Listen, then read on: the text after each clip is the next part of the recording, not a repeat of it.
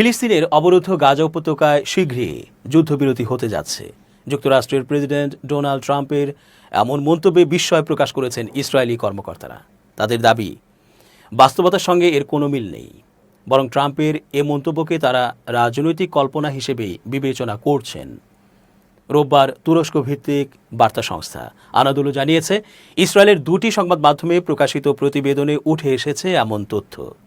গাজায় বন্দি বিনিময় ও যুদ্ধবিরতি সংক্রান্ত আলোচনায় যুক্ত নাম প্রকাশে অনিচ্ছুক একাধিক ইসরায়েলি কর্মকর্তা জানিয়েছেন, ডোনাল্ড ট্রাম্প যে যুদ্ধবিরতির কথা বলেছেন সেটি বাস্তবতার চেয়ে অনেক দূরের একটি রাজনৈতিক কল্পনা।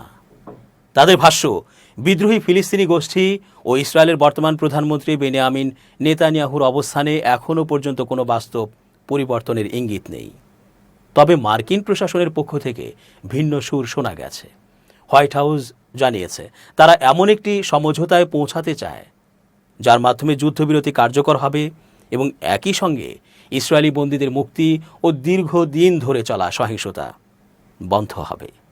এই সমঝোতার মাধ্যমে মধ্যপ্রাচ্যে নতুন করে সম্পর্ক স্বাভাবিক করার প্রক্রিয়া শুরু হতে পারে বলেও ইঙ্গিত দিয়েছে ওয়াশিংটন। সম্প্রতি হোয়াইট হাউসে আয়োজিত এক সংবাদ সম্মেলনে ট্রাম্প বলেন, আগামী এক সপ্তাহের মধ্যেই গাজায় যুদ্ধবিরতি কার্যকর হবে।